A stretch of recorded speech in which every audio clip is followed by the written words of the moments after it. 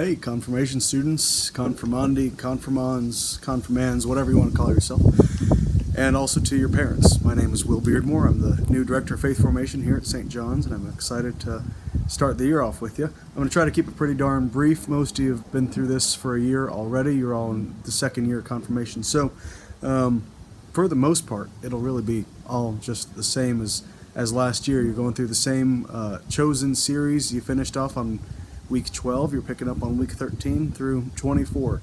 You'll have the same teachers, Margaret Allenberg and Susie Collins. Same schedule, Wednesdays 6:30 to 8. It's the same school building, most everything's the same. The only things that are changing are COVID related. So it's really bright here. Sorry, randomly got really sunny and 80 degrees outside. So, it's all pretty easy, pretty standard. You'll have some requirements, required prayer and some service projects. Feed My Starving Children got canceled this year because of COVID, so we'll find a new service project. Prayer is still pretty darn easy. We'll walk you through that. 3 papers, 1-page double-space each. One for what your saint name is, one for what confirmation is, and another little letter to Father explaining why you want to be confirmed. You don't have to write any of this down. Usually when the Director of Faith Formation kind of kicks off the year, parents have a folder in front of you with a bunch of different documents. So if I'm spouting off any dates or anything that you need to remember, no need to write it all down. You'll get all this information in print when you come pick up your folders. So some things that are changing. When you get dropped off, you'll come in through this door here. That door is for Edge, this door is, and Luke's seat. This door is for confirmation students, and that doorway on the end is for Catechesis of the Good Shepherd students. So it's important that you come in right through here. Parents are not allowed in the building. No one who is not a volunteer or employee or student is allowed in the school during school hours or during faith formation hours. So you'll come in through there, you'll be directed to your classroom. It's kind of on the other end of the building. You'll have to wear masks. You are not permitted to enter the building without a mask. So if you forget it, we'll shame you or something. But come with a mask. Please come with a mask.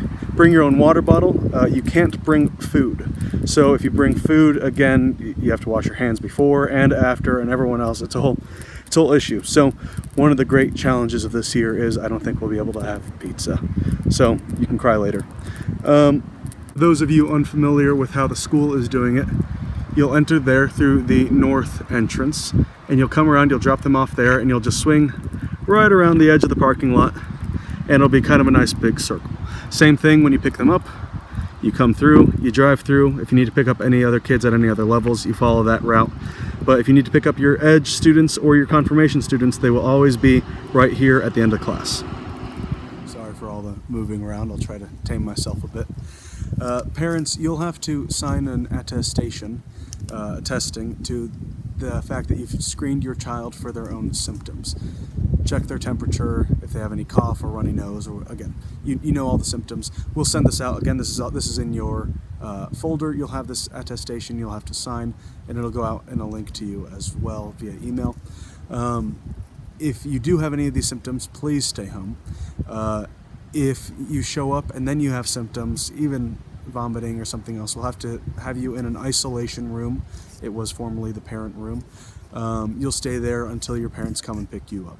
So that's how we'll do that. There's a whole series of protocol on what PPE do I have to wear while I'm dealing with you and whatever. If you'd like to know specifics, reach out to me and I'll explain it to you. But otherwise, it's pretty straightforward.